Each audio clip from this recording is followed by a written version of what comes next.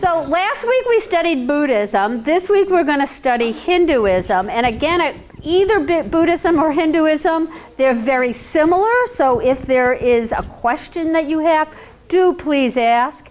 I also ask that you not wait until the end of the presentation to ask questions, because certainly by then I will not remember what it was I said 45 minutes earlier and have to kind of really think back. So this is a presentation on world religions. For years taught world religions, mostly at Quincy College, over 16 weeks. So, and probably 3-hour classes. So to squeeze all of what I teach into a 1-hour presentation has been really quite a task to be able to do that. So I do want to encourage you to ask questions. Today we're doing Hinduism. Next week we're doing Islam. The week after that we will do Judaism, and the week after that we'll do Christianity as we get closer to Easter. But as a Christian pastor, I kind of want to draw some parallels between Hinduism and Christianity, as I did last week when I talked about Buddhism, just so that we get a better sense of what it is that we believe as Christians. So even though I'm going to talk specifically about Christianity, it's kind of good to know how some of these religions all relate to each other. So I want to begin with an exercise. And this is really kind of just to kind of help you to understand a little bit more about Hinduism. So we're going to begin with a yoga exercise. I want you to stay comfortable in your chair. If you're able, you can stretch your arms into the ear. If you don't want to do that, that's okay, and bring them back down. This is the exercise to stretch your mind. Imagine yourself rising above your body. You are a bird flying high from above all the chaos of this current existence. Look down and you can see the mountains, the rivers, the landscape. And you may look around in flight so that you can find a place for your body to rest. Is it in the comfort of a canopy tree? Is it resting on a slow moving stream? Is it balancing on a branch?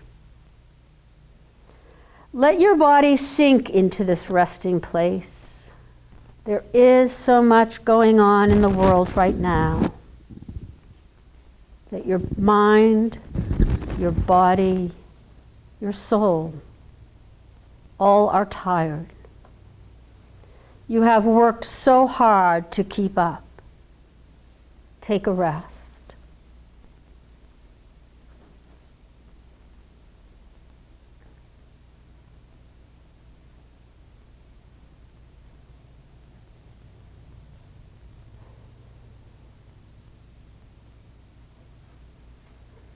Let your body now rise from its rest and rejoin the group. And we will be studying Hinduism. So in each of these exercises, I give you a little taste of what I'm going to be talking about. And Hinduism is much more concerned about the body, much more so than the Buddhism that really was, we talked about the soul, or what we call the Atman. There's much more emphasis on the soul in Buddhism than there is in Hinduism. These are the 3 largest religions in the world. Christianity is the largest. The next largest is Islam. And Hinduism makes up about 16% of the world population for religion. So it is one of the largest religions. Hinduism is thought, usually I do Hinduism first, but I had a reason last week that I did Buddhism first and I don't remember what it was. Usually I do Hinduism first. It is considered to be the oldest continuous religion in the world. It is before Christianity, as we're going to look at. And it is not, one of the things that I want to, kind of a takeaway for today, is to learn that Hinduism is not really considered a religion by those who practice it, so much more of a kind of a culture or a way of being. I once said to somebody who was Hinduism, "Oh, you're Hindu, is that's your religion?" She said, "No, no, no, that's who I am." So it kind of gives you an idea that for us, we think of Christian as being our religion much more than we think of that as being who we are. So we have something to learn, I think, from the Hindus. So it's really more of a way of life. One of the things that really interests me is that last week we talked a lot about beliefs, about what Buddhists believe. There are 3 B's when we talk about religion. 3 B's. And we talk about this a lot. One is belief, right? That you believe certain things and that's what makes you one religion over another. The second are behaviors. You engage in certain kind of rituals or practices that make you belong to a particular religion. And then the third is the sense of belonging. And some people might say, well, you know, I belong to UCC Newport as a way of identifying your religion, or these are certain things that I believe, or these are certain behaviors. So for every religion, we usually talk about beliefs, behaviors, and belonging. And each religion emphasizes one of those 3 things over another. I refer to it affectionately as the 3 B's. Hinduism is really not concerned about beliefs. If you asked a Hindu what he or she believed, that would sound like a very strange question. Whereas Christianity, it's all about Jesus, right? If you ask a Christian what they believe in, what's likely the first thing they say? I believe in Jesus. Then you might follow that question up with, what is it about Jesus that you believe in? Because as we're learning in the United States, Christianity is very different for different groups of people about what it means to be a Christian. For Hindus, that isn't something that they would talk about. So there's nothing that would unite them over some kind of theology or a central belief. For some Hindus, that's really freeing, that they can be Hindu as a way of life, but there isn't anything specific that they have to believe in. Now sit with that for a minute, because for Christians, they're like, well, wait a minute, that just doesn't make any sense, right? A religion is a group of what we call tenets, a group of tenets that we all say that we can believe in. And as I say, that's certainly true of Christianity. If you were to ask me what is the central tenet of Christianity, it is that Jesus rose from the dead and was resurrected to new life, right? Christ died, Christ rose again, or Christ is risen, and Christ will come again. Central tenet of Christianity. In fact, churches that don't believe that, we usually refer to them as Unitarian. So that's how important that is to Christianity. But there's no such central tenet in Hinduism. Scripture is written in Sanskrit. I don't know if I mentioned last week, the same is true for Buddhism. Those are the 2 religions that wrote in Sanskrit. It's often referred to as the language of the gods. So it is an ancient religion. All of their scripture is written in Sanskrit. No, I do not read it. So I always have to rely on a translation, other than I stick pretty much to Hebrew and Greek, given that our Bible is written in both of those languages. In Hinduism, it has this idea that there are 330 million gods. Now, could I name them all for you? No, right? When a Hindu says in the Hindu religion there are 330 million gods, what they mean is that there's an eternity of gods. That's what that means. That means that there are unlimited gods in Hinduism. Now there are some main gods, and I'm going to talk about those, but for the most part, they will tell you that there are 330 million gods. That's always a question on my final. So that, especially when we're talking about the differences between Buddhism and and Hinduism, remember I said last week in Buddhism, there really isn't a concept of a God. So it isn't, most Buddhists don't believe, if you ask them if they believed in God, that would sound like a Christian question. That would not be something that they would say no. But for Hindus, they believe, they've kind of taken it to the opposite extreme. Whereas Buddhism, that don't really believe in a God, the Hindus believe in multiple gods. So it's this kind of like, if you've discovered a God while walking through nature, please let a Hindu know, because then there'll be 331, right? I mean, this is the kind of way that they approach the sacred world.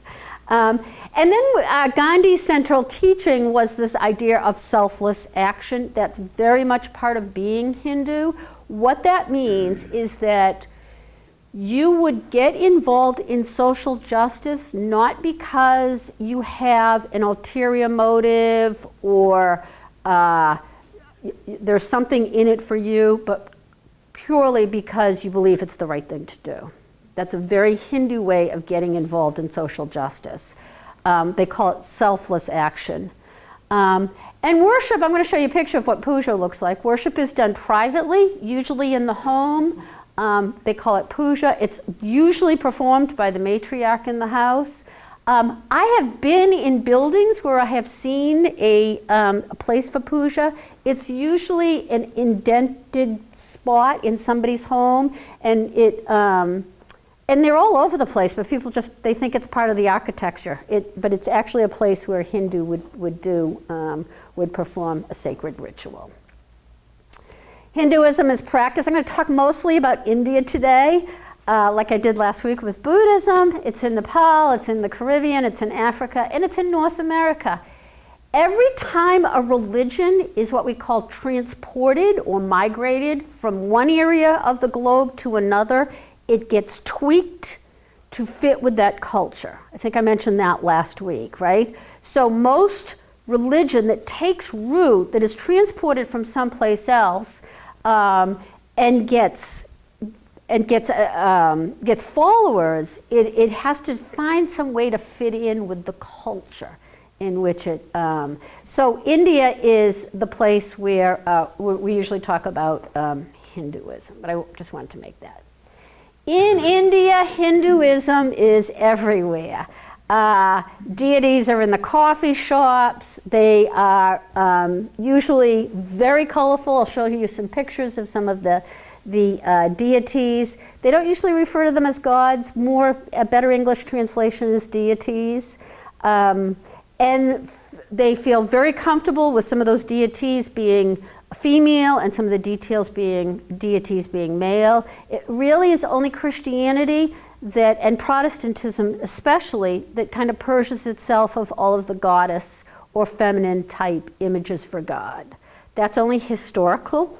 We're trying to kind of look at that in modern day times. But with other religions, especially some of the ancient religions, they were very, very comfortable with the deities being both male and both female. So we'll see a lot of that today. As I say, there are these visual images. Now, Hinduism, one of the things that makes it unique in relation to the other global religions is that there's no founder. So I mentioned last week about Siddhartha Gautama. He is the founder of Buddhism. He sits on the Bodhi tree. He believes he's awakened. He goes into the forest. He has this encounter with these four figures, and this informs him, and he starts a movement which later becomes Buddhism. Christianity, for 10 points, anybody think about who the founder is of Christianity? Wrong answer is Jesus. Paul, good answer, absolutely. Paul is the founder of, we talk all the time, we're not really sure that Jesus thought he was starting a new religion. It's more likely that the human side of Jesus thought he was reforming Judaism, right? That he was starting a new religion. He never mentions. The word for Christian in the Gospels is only mentioned twice, and it's mentioned as a follower of Christ, which we interpret in English as Christian, but the word Christian does not appear in the Bible.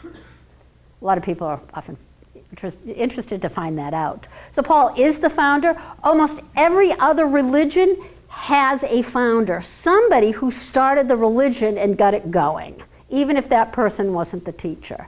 Hinduism has no founder. It kind of has been, it is the oldest religion, has been, always been kind of thing. So it has really no historical history or origin. The word Hindu just simply means people who live by this Indus River. That's why we call them Hindu. There's some ethnic tension between Hindus and some of the other folk who live in India.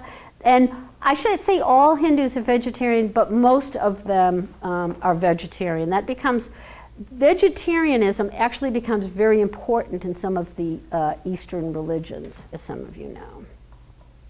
So it develops in two ways. It likely, Hinduism gets transported from where, we're not sure. I think somebody asked me last week about, could Jesus have contact with some of the other founders or religious people. We all know that civilization basically began somewhere between the Euphrates and the Tigris River, just as the book of Genesis talks about. That's often referred to as the Fertile Crescent. It's where people kind of began. They came out of Africa, and this is where civilization, we've been around for a long, long time, and probably traveled down to India. They brought with them what we call the Vedas, and that is the Sanskrit of that's what they would consider their major scripture. They brought those with them. They enjoyed gambling and wine. They had this pantheon of gods. It really isn't till Christianity that we get rid of this idea that there are multiple gods and you can rank them, and having a head god. Remember, in the book of Exodus, it doesn't say there's only one God in the Ten Commandments. It says, thou shalt have no other gods before me. In other words, I'm the head god, is what that God is saying, right? So there's not a concept. The concept of monotheism doesn't get started until Isaiah 42. It jumps out at us, that scripture, because it says, I am the only God. This God of the Hebrew Bible is saying, I am the only God. It was revolutionary because there were always lots of other gods. So there's the pantheon of gods is very much a Hindu concept.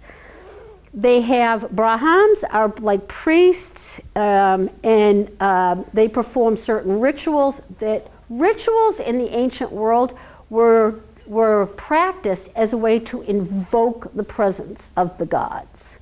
We call it the prayer of invocation. We're not really doing anything, we're saying the prayer of invocation. But that practice of invoking the God's presence for a worship ritual is ancient. Is really ancient. Actually, to be honest, that's an ancient part of our worship. The other two most oldest parts of your worship service are the Gloria Patri and the doxology. Those are the two oldest pieces of things that you do that connect us with Christians before. Everything else is a little bit different from what our foremothers and forefathers did. So anyway, and they brought with them, when they traveled to India, the caste system. I'm going to say a little bit today about the caste system.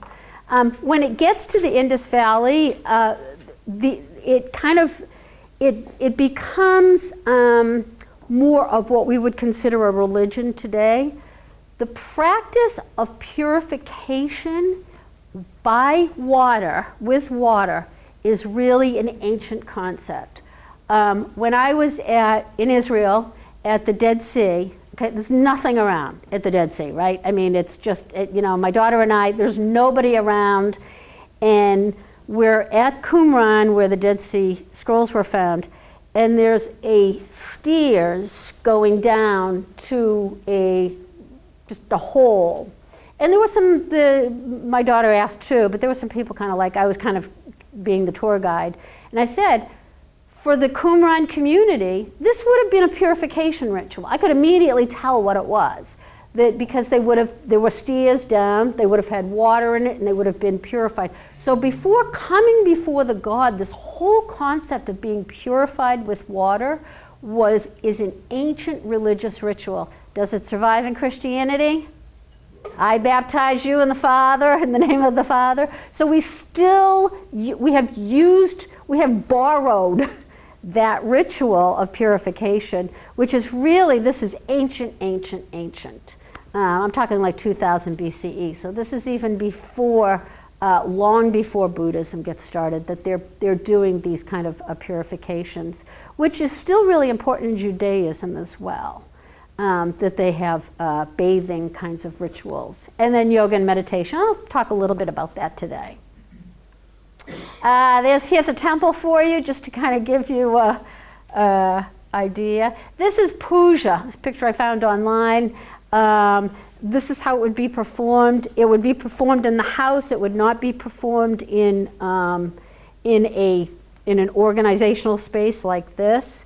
I'll talk a little bit about this now, just so that you kind of get a sense about this. But when Hinduism is transported to America, it is tweaked in such a way that it looks a little like Christianity. And part of that is because Christianity is so prevalent in the United States. It gets practiced often in temples. There are Hindu temples that are, I don't know if there are on the island. Are there any Hindu temples? Anybody knows? Okay. Where I came from in Pennsylvania, there were some Hindu temples.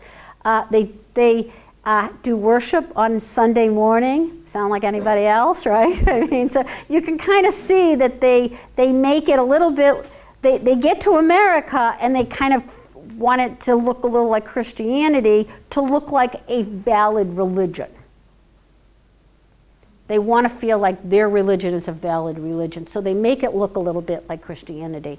Ian's got a question. Do you think that also relates to their being so welcoming to gods that they're like, hey, we've got 330 million, why don't we just, join them and do it on Sunday morning?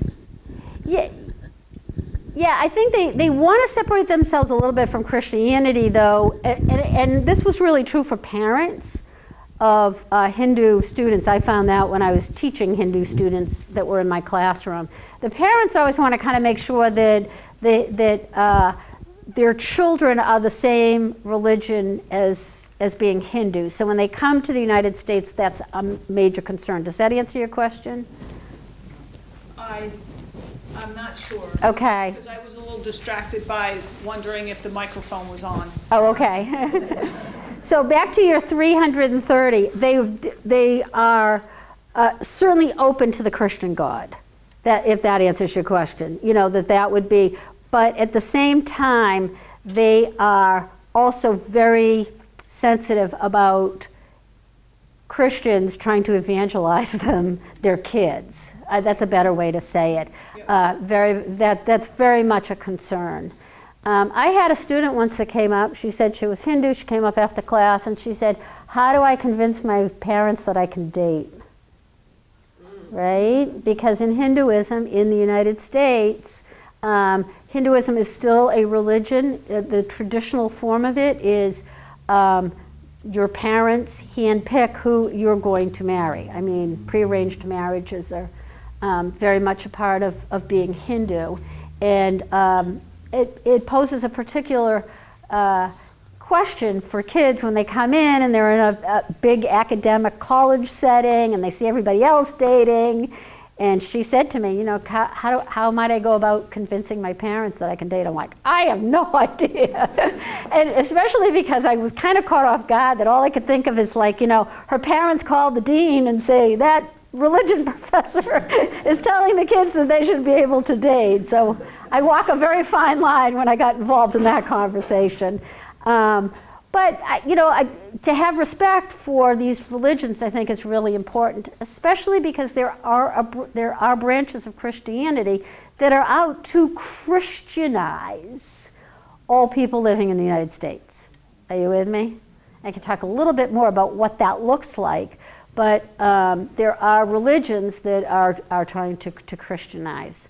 And the tug for that, especially for young Hindu men and women, is that they want to be accepted like everybody else, and they want to be able to date, and they've had enough cultural influence at this point that it's really it's a source of tension for them in how to in continuing their parents' religion. I want to stop here and say one of the things that's happening in American religion that is vastly different than has never ever happened before in the history of humanity is this.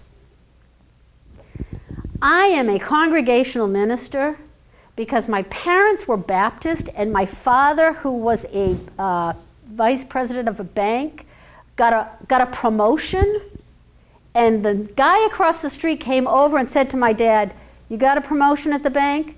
Now you should be congregational." If he had really gotten a promotion, we would have been Episcopalian. Are you with me? Yes. Right? So when I was in seminary and they said, "What denomination are you?" I said I was congregational. By the way, I'd never heard of the United Church of Christ. I grew up in a very conservative congregational church. So, yeah, right? I mean, it never occurred to me that I could be ordained Baptist because I had been brought up congregational. Never occurred to me. Today, many of the folk in seminary are choosing which denomination, and our kids in a world religions classes are choosing which religion. That's unheard of. We've never ever encountered that before. So for Hindu mothers and fathers living here, it's really a tug for them because they want their kids to be Hindu, just like we would want our kids to be the religion that they were brought up in. We would want them to be Christian. So it's this idea of choosing, and inevitably at the end of my class, somebody will stand up and say, "Oh, I think I'm going to be a Buddhist now." I take no responsibility for the conversion of any of these kids. But you can see how different that is, and you know it yourselves, right? I mean, that we are off in the religion of our parents. To be able to choose is really a new thing. So let me talk a little bit about the Hindu gods. As I say, there are 330 million, so I'm just going to cover like a few of the major ones. Agni is where we get the idea of ignition. You can remember it that way. So many of the words we do have in English are borrowed from Sanskrit, especially the religious ones. So Agni is the god of fire. The god of fire in most ancient religions was always kind of the god who had power to make things happen, which explains why in the story in Kings of Baal, of Elijah having this kind of contest with that he wants the other gods to produce fire, is an ancient idea that gods who produce fire are gods that are kind of watching over that particular group of people. So you want to have some kind of, if you want to have a religious story, you want it to have something to do with the gods. You put all the wood out and then the gods produced a fire. So that is right from Hindu religion, of this idea of Agni having these sacred fires. Soma is a god, and Soma is where we get the idea of somatic. That's right from Sanskrit. Like if somebody has a somatic issue, it usually has something to do with, it's where we get psychosomatic. Soma means body, basically body, which is why I kind of had you do an out-of-body exercise. It's a way of achieving they believe that how you achieve consciousness or an awakening experience is through movement of your body, which is why yoga is so important in Hinduism. Buddhism knows none of this, right? So we didn't talk at all about that last week. And Indra is Indra is a warrior god. Almost every religion has a warrior god.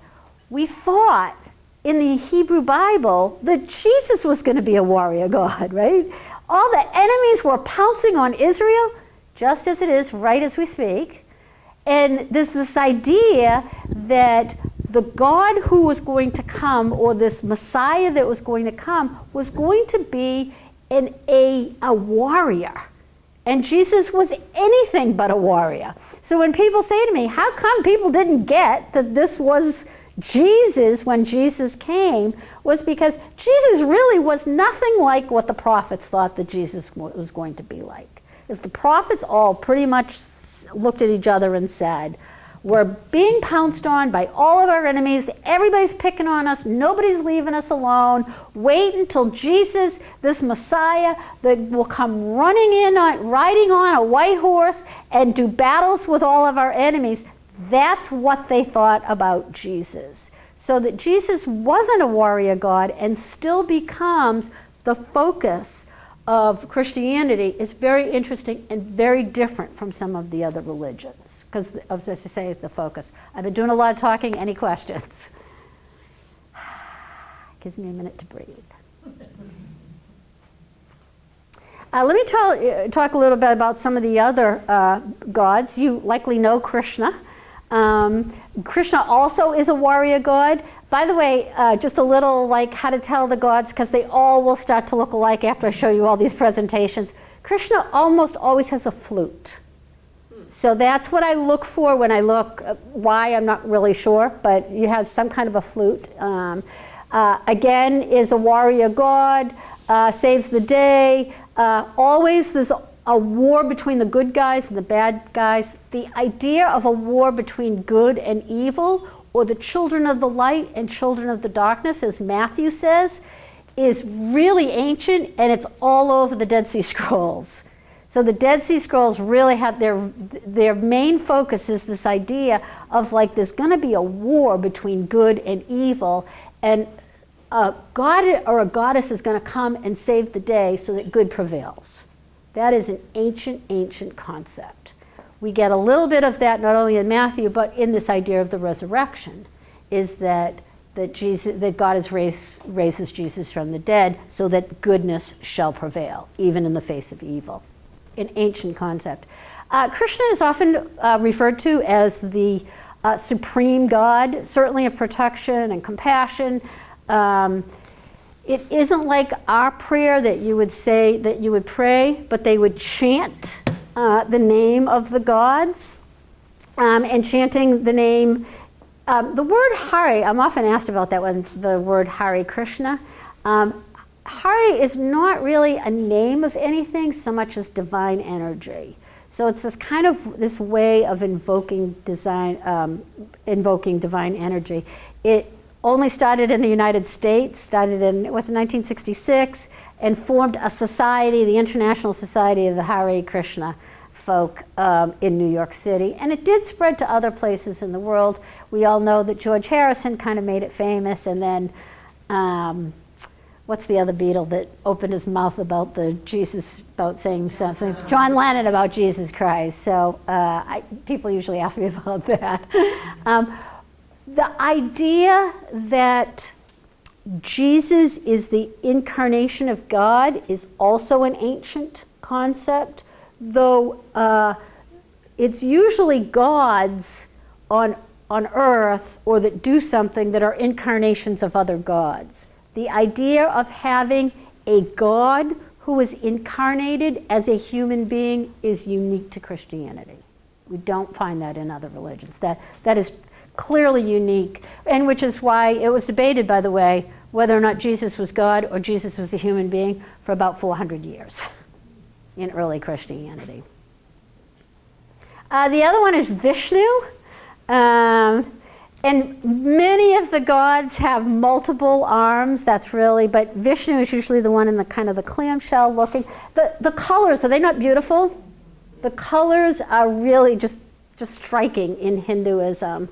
Vishnu is usually the protector, and he almost always has the 4 arms. Sometimes the arms have like a serpent quality to them, which is really interesting that Eve has an encounter with the serpent. We now think that may be a story of Eve as a goddess, that it's an old storyline that has been tweaked to make it put into the Hebrew Bible. which fits because the goddesses in the ancient world often had encounters with serpents. And as I say, sometimes you see Vishnu with the serpent. Vishnu is the one who kind of would create things, and often sits on a lotus flower or is holding a lotus flower, and is really one of the more loved of all the Hindu gods. So knowing Vishnu is important to the study. Some of the other ones are Shiva, a mediator. I couldn't find a good picture of Shiva. Often known as the river goddess, or the god who comes out of the ashes of the fire. Ganesha is the elephant. I don't know if I have a picture of that. Is often the elephant kind of looking god. That's Ganesha. When we sing the song, The Lord of the Dance, all I can think of is that is an ancient. The Lord of the Dance is kind of borrowed from Hinduism, though we make it about Jesus. And Durga, who also has a lot, that's a feminine goddess, has a lot of arms. That kind of gives you a picture. Just love the colors. Are you with me? And the colors are just beautiful, aren't they? They really. And then one other goddess that I like to talk about is Lakshmi. She is the goddess of wealth and prosperity. Unlike Buddhism, that has this kind of idea of renunciating the, like I talked about last week, about, right, desire or wealth or prosperity, right? You push, in Buddhism, the ideal is to not be attached to anything, or to be, that all suffering is a result of trying to get money and trying to be prosperous. And if you just let go of that desire, you will be free and you will be enlightened and everything will be good. Not in Hinduism. In Hinduism, we have this, you pray to Lakshmi and she will provide you with wealth. There is much more of a sense of attainment, of getting it. No, please, come in. Perfect timing. Lakshmi is much more of a goddess that you would pray to because you want to succeed, you want to attain things, you want that promotion, you want more money, you want to fit in with society. Very, very different from Buddhism in that way. And remember, these are two what we call the Eastern religions. So you would think that it's important when they're not kind of the same. There's 4 goals for humanity. We talked last week about Dharma. As I say, my best translation is more Torah, I guess. Was it a question on, what was the question this week about on Jeopardy? I can't remember the way the question. Okay. Everybody's been telling me. The answer had Dharma. It had a Dharma. The question was what is Dharma associated with? And I'm all alone, nobody else in the house, and I'm screaming out Dharma as the answer.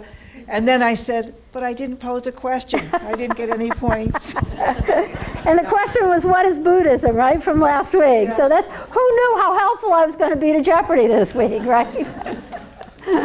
Yeah. So Dharma is also a part of Hinduism. They're like concept. As I say, even Judaism has this concept of Torah. It's really the same thing. So when we talk about Torah, we're talking about Christianity and Judaism when we talk about Dharma. But they're very similar things. Unlike, however, because I talked about the 3 B's earlier, because there's no such thing as beliefs, in Hinduism, the focus is on behavior. And you can be Hindu and not belong to a Hindu organization. That's a concern in Christianity if we're thinking about beliefs, behaviors, and belonging, because I often ask this question, do you have to belong to a Christian church to be a Christian?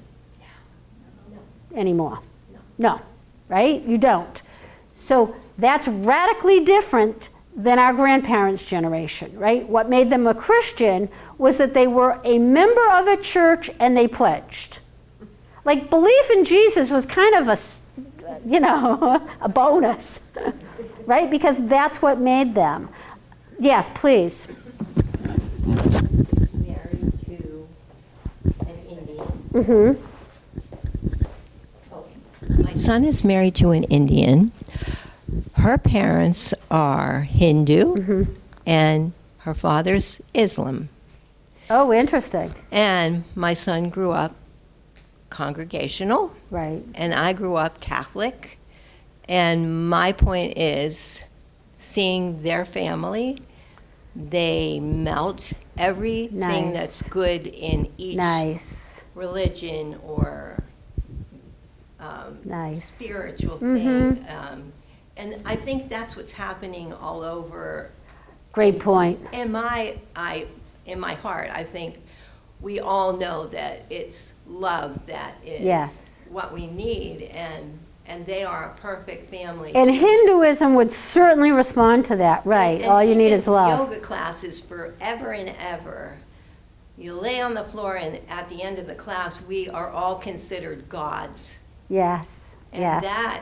that's really a hard thing to capture. That's But that's sacredness of the body. the sacredness, but Yes. and how you behave and react to people too. It's everything in So, Hinduism. I think just seeing them in their respect. I mean, I think that It's a great geez, point. If my mom and dad were alive, and they knew my son was married to Right. well, whatever, but Right. that's not the case. But I think that's what's happening in our country right now. They can't melt it together. They can't see the good in Right. everything. Right, right. No, great. Thank you for that witness. That's really an important point. I do believe that so we all, my father wanted us to marry all Protestants. My sister married a Catholic. She's the only one that's divorced. My father would tell you it was because she was Catholic. I mean, this is what you grew up with, right? This idea that you didn't even get to marry, marrying somebody outside of Protestant or Catholic was an issue, never mind marrying somebody who was not a Christian. Has the world changed? Absolutely. Is it a good thing? Absolutely. Right? So the diverse, remember I just wrote a book called Dismantling White Christian Supremacy, and that will be out the end of the month, and talking about how what we call plurality in American society is a good thing. As long as people are aware, as you're all sitting here on a Saturday morning, of what some of the differences and similarities are. I think it's really, really important. Next week when I talk about Islam, I'm going to debunk all the mythology that you have been taught about Islam, right? Islam is from shalom, it's the same word, meaning peace. So don't talk to me about violence in Islam, right? I mean, so but there's a lot of mythology out there for some of the other religions. Yes, it is a good thing that we learn something about the differences, because our sons and our daughters and our grandchildren are going to be dating people from other faiths, and it's good for us to know something about that. So it really is important. By the way, world religions is usually not a requirement in college. Most of the students that I've ever had who have sat in on my world religions were there as an elective. They needed a humanities elective, and honestly, the time and day just fit for them. That was your typical student that was in my class. Although I will tell you about having an Olympics skater one time. And anyway, so this whole idea of like pleasure that the Buddhists would kind of resist against, or what we call renunciate, that would not be true for Hindus. And they refer to liberation as moksha. And moksha is clearly this getting off the cycle of birth and rebirth. So they believe in that same idea that rebirth is not a good thing. Say a few words about yoga. So yoga is a practice to unite with the divine. We have used that. The same is true in our yoga classes and our health clubs. These are the different kinds of yoga. Raja is usually done with not a lot of bodily movement. It's more of a mental or spiritual exercise. Still the practice of karma, which is still this idea of behavior, right? That if you do something good, you feed the hungry, something good will come back to you. That's karma. It's the same karma that we talked about at the Buddhism. Jnana is knowledge, so gaining knowledge is important. Study is important to Hindu. Some of my best students were Hindu because they prioritize gaining knowledge. And hatha are often like what we do today, hatha yoga. It's using the body to achieve certain kinds of states of mind is hatha yoga. And hatha yoga is what we practice in our health clubs. There are 3 sets of sacred writings. The Rig Veda that's kind of they're a set of hymns. They're the oldest. They're not unlike our Psalms, which are very old and were often, the Psalms is the pilgrim hymnal of the Old Testament. They were likely chanted and sung. They were used for pilgrimages. We just read them on Sunday morning, but a good cantor from the synagogue could come and sing them beautifully for us. But the idea of having like a group of songs that we sing together is ancient. And that was true in I usually just talk about the Veda. The Upanishads are another group. They are more of a philosophy, as we talked about the sutras in Buddhism, but the Upanishads are this kind of group of good sayings that help you to live your life. There are a lot of them.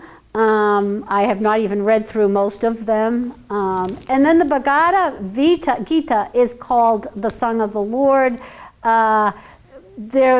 That's your storyline. Somebody's fighting with somebody else and somebody else wins, why they win. Krishna is the god of the Gita. And really reveals why it creates a story in the Gita about why Krishna should be the head god. The Hebrew Bible does the same thing. So the Hebrew Bible is going to tell you lots of stories about why this God, his name is Yahweh, why this God should be the prime God. And that's the God that we don't usually say the God's name, we just put in the Bible, we put the Lord. But the Lord is not there. That word is not never appears in the Bible. It's just made up to hide the name of Yahweh. There are 4 stages of life. You're a student, then you create a household, then you withdraw from the family and may go into the forest, and then you renunciate, you may be a beggar. These are still practiced today, though not with the same regularity as probably their grandparents' generation. But really this idea that I hate to say it like this, but it's kind of this idea of like not being a burden to the family and to kind of separating yourself. The forest could be a nursing home. It's just this idea that you're not wanting to be a burden to the family. These are issues that Christians are facing as well as we kind of contemplate, growing older and living a lot longer than any of us anticipated. Remember, the retirement age was 65 because you were dead at 70, right? Today, anybody who dies in their 70s and 80s at the funeral, you know what everybody says to me? He died so young. Right? So our concept of age has changed and become so radically different. It'd be interesting to see how we too have this kind of sense that, not wanting to be a burden to anybody, that we separate ourselves. In Hinduism, one way to practice the religion is to repeat mantras. There are many. I went to a Hindu exercise camp once, and they had us just pick a word that, when we uttered it, would bring peace to us. So I kind of send that with you as your homework for today. It's like, think of it, and for me the word was shalom. Just when I hear that word, it just makes me feel peaceful. And practicing saying the word breathing in, say the word breathe out, was part of this kind of camp experience. And so saying the name of a deity, is very much what we associate with mantras. I have to confess, I use the word mantra totally as it's used in our culture. Like if somebody says something a lot of times, I'll say, oh, he's on that mantra. I should not be using that word. It really is, the mantra is a sacred word or a phrase that brings you to a state of well-being or peace for a Hindu. Om is often practiced. Somebody who is studying Hinduism or who is a Hindu is often referred to as a devotee. It wouldn't, or devotee, depends on who you talk to. All they have to do is that they're practicing saying some kind of mantras. Any other questions? I want to say a few words about Hinduism in the West. I mentioned about the Hindu parents clearly wanting to maintain a connection, having summer camps here for Hindu young people to be in touch with their Hinduism. Remember, if, we're even struggling with the issue, right? Our kids don't want to come to church anymore. So the same thing is happening in other religions, right? That our young people today want to be able to choose which religion that they want to be affiliated with.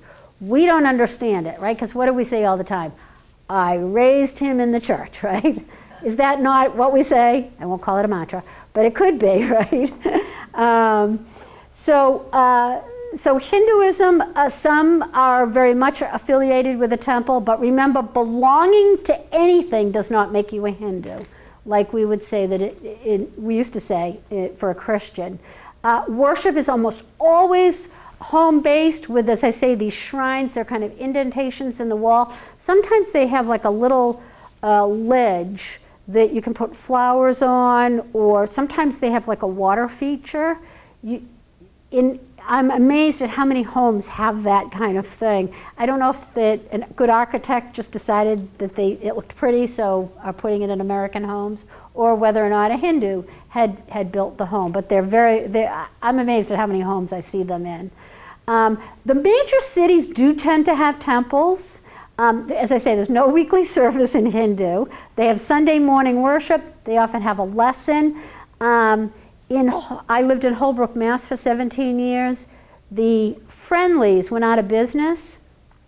Hopefully not because my 16-year-old son was making the hamburgers, but the Friendlies did go out of business, and it became a temple for Hindus. A lot of Hindus were living in Brockton at the time, and Holbrook is on the verge of Brockton. And so it was interesting to see in the parking lot how many cars there were that people were coming out of Brockton. So it tends to be where people, a significant group of Hindus are living, that they will likely just find some building. So I showed you that picture of the temple. They don't all have to look like that. Some of them look like an old Friendlies. They do remove their shoes. I should mention that one of the other unique things about Christianity is, for the worship, you all get to sit down in a nice chair. That is really one of the things, and true in Judaism too, that is unique to Western religion. Eastern religion, you're either kneeling, you're on a mat, you're on concrete, you're standing. Standing worship is very much a part of many places in Israel.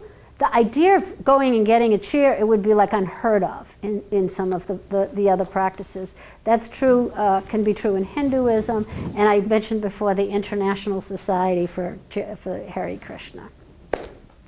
Any other questions? Tom, for 5 points. How can you get through this without talking about the sacredness of the cow? Yeah, I know. It's the sacredness of the cow, right? Yeah. So the cow has been a symbol of sacredness, of sacredness that they can be on the streets, right? And you're not supposed to touch them and that kind of thing.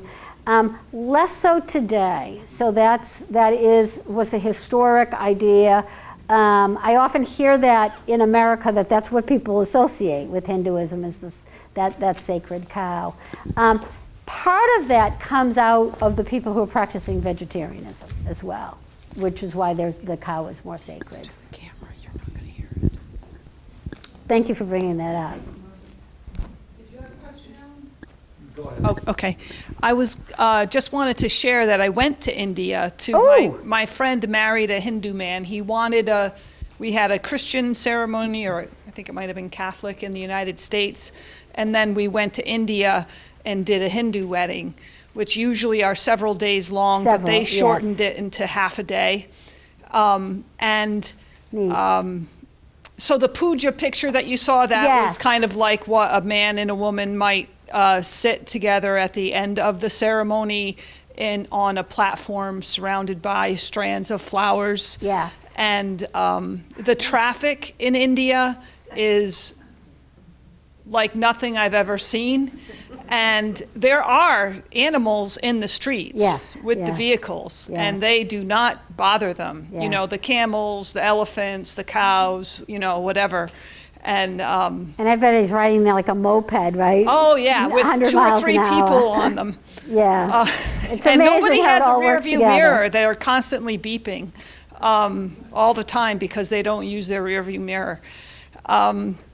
And one thought that came to me when you were sharing about Hinduism, because my friend is Italian descent from her parents, so she's white. Her husband is from the subcontinent of India, and he is brown, and her children are brown.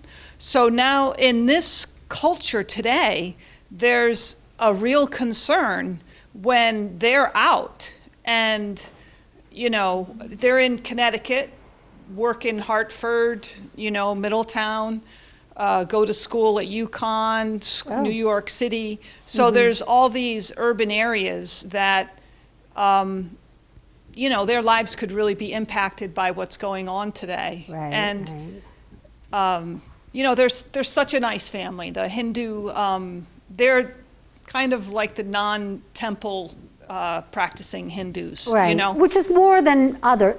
I'm glad you mentioned that. Very few people are temple affiliated. They're only those who want to kind of fit in with American society kind of thing to that extent. So I'm glad you mentioned that. Thank you for mentioning that about the wedding, though. That must have been quite an experience.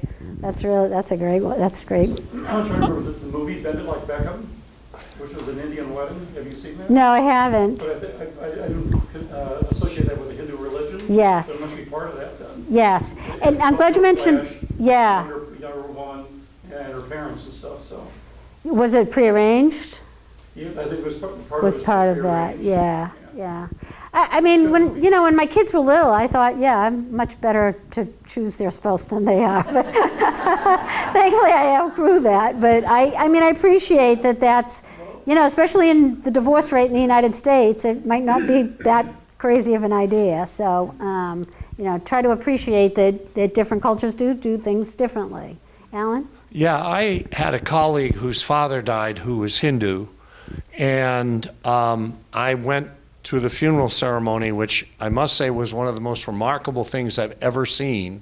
His father was laid out in a simple pine box, and as you went in, they handed you a lotus blossom to put on the body. Yes. And then as they progressed into the service, they started chanting, and the chanting eventually wound up with going through some of the gods like Krishna and Vishnu, and then ended up with Rama. Oh, interesting. Okay. And I'm trying. The question really is, who is Rama, and how does Rama fit into things? Rama would be more the one who works towards going towards what we call moksha, of getting off the cycle of death and rebirth. Remember, this idea of being reincarnated on Earth which is part of Hinduism and Buddhism, is not a good thing. We think it's a good thing because resurrection we think of as a good thing, to go to heaven. But other religions don't think of it as a good thing. So the idea, Rama would be like to try to get you off that cycle. So that would fit at a funeral, would be to try to, achieve moksha. It is not going to heaven, it's not nirvana, it's not that kind of thing of the way we would think of it, but it's just not to try to stop this cycle of birth and rebirth. question. Please.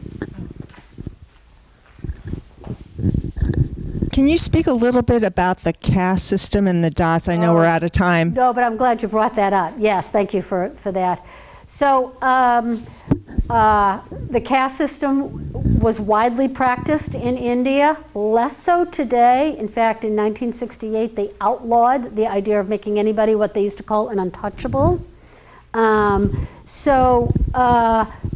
India was very much, for a long time, a caste system that people that they ranked, not unlike the gods, right? That they would rank the gods, they would also rank, to say value is probably the wrong word, but just so that everybody knew where they fit into society. That was the idea behind the caste system. Sadly, Isabel Wilkinson has just written a book called Caste in the Society of Our Discontent, if anybody knows the book. It was a huge bestseller. It's a great book if your book group is looking for a book. It's about how the United States has also created a caste system.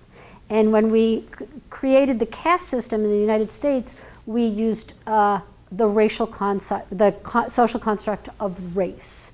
That was best how we, but Hindus that is not part of the caste system. It's more what your contribution to society is and where you fit in. But before 1968, the untouchables were people who were would walk around with nothing. Can they rise up within the castes? No, Throughout- not before 1968. More so today, but that would be the point of rebirth. You would hope that you would be risen, that if you started here, and some Hindus even believe you start as an untouchable and then work your way up kind of the caste system. But it's not today, it's just not as, people go to college, people can rise above their caste in a way that has never been true in Indian society before. So, as I say, I think it started really in 1968 of outlawing the concept of the untouchables, which was very much a part. But as I say, so Isabel Wilkinson studied the caste system in India and realized we use the caste system in America as well. It's just not as well thought about. We don't think about it that way, but we have a caste system. In America, her point, when we have a caste system in America, we do rank by human value. Right? People, the untouchables are at the bottom. They are ranked lower than the people at the top. And as my book, Dismantling White Christian Supremacy, attests to, which is white Christian tends to be at the top, and we have placed ourselves there. And the book is about why that is to the detriment of Christianity. That has not served us well. Yes. I just wanted to share one thing, but first I wanted to comment on what I heard Maggie say, is that the year that we went to India, Yes. the Prime Minister was, or I think his Prime Minister, was a former untouchable. So he was able to rise through the system. And it was the same year as there was a Seinfeld episode about them going to India for a wedding. So, interesting. Yeah. So if you want to look up the Prime Minister of that year, Oh, that's whatever right. that year was, then you could probably read about him. I think it was an Office episode too, wasn't it? That somebody that was Hindu was getting married. I think I saw that. Yeah.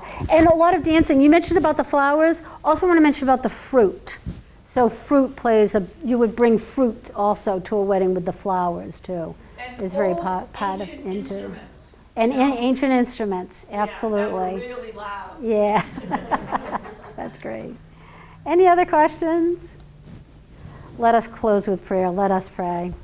Gracious and holy God, we thank you for this time to learn about Hinduism. We pray, O Lord, that we may respect the differences between Hinduism and Christianity, but also learn something about ourselves as Christians. We pray that you will keep us ever mindful of the caste system in the United States, that we may do whatever we can to resist it and to truly see all people in your eyes. For we do know that you value all of us, and we thank you for that. For we pray these things in Jesus' name. Amen. Thanks, everybody, for coming. Next week is Islam. Oh, you're sweet. Thank you.